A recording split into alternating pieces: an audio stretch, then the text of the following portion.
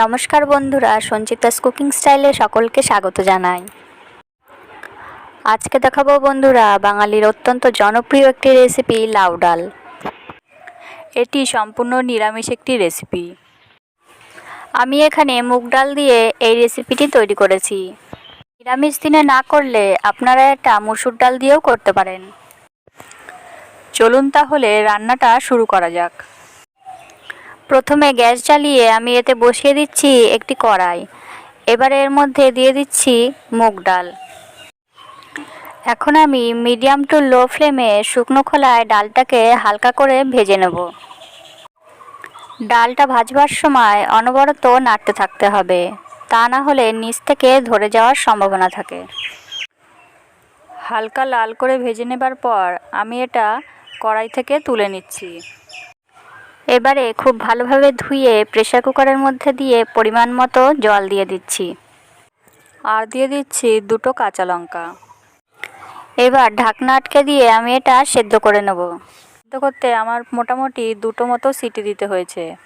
দেখুন ডালটা খুব ভালোভাবে সেদ্ধ হয়ে গেছে। এবারে আমরা এর মধ্যে দিয়ে দিচ্ছি জল।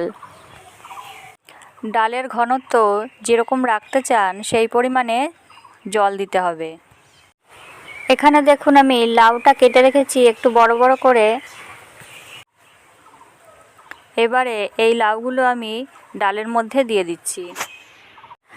সমস্ত লাউয়ের টুকরোগুলো দিয়ে দেবার পর এবারে দিয়ে দিচ্ছি স্বাদ মতো নুন, দিয়ে দিচ্ছি পরিমাণ মতো হলুদের গুঁড়ো। এবারে একটা হাতা দিয়ে আমি সব কিছু ভালোভাবে একবার নাড়িয়ে দেব। এবারে আর আমি প্রেসার কুকারটা আটকাবো না, ওপর থেকে ঢাকনা দিয়ে আমি ভালোভাবে ফুটিয়ে নেব যতক্ষণ না লাউটা সেদ্ধ হয়ে যায়।